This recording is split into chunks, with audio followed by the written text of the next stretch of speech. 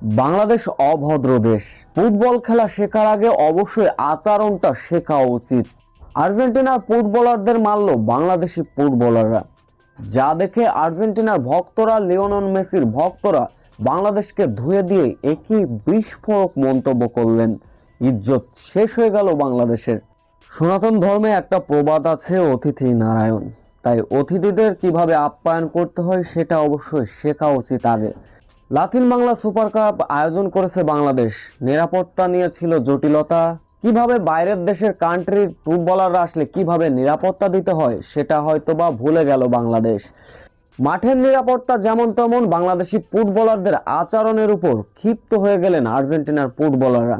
নিজেদের দ্বিতীয় ম্যাচে আর্জেন্টিনার মুখোমুখি বাংলাদেশ। শুরুর 4 মিনিটে যখন গোল হজম করলো আর্জেন্টিনা, চলে আক্রমণ আর পাল্টা আক্রমণ।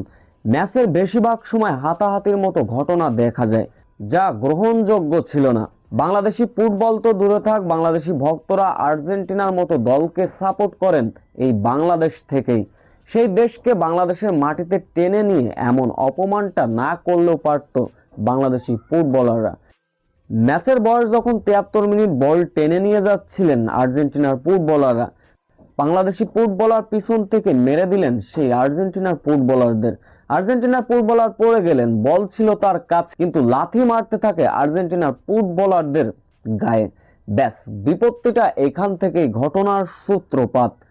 এক পর্যায়ে ধাক্কাধাক্কি পর্যায়ে আর্জেন্টিনার ফুটবলারের মুখে ঘুষি মারলেন বাংলাদেশি এক ফুটবলার, যা সত্যিই ছিল চরম লজ্জার। তবে বাংলাদেশি এই ফুটবলার বাংলাদেশের মান সম্মানটাই শেষ করে দিলেন।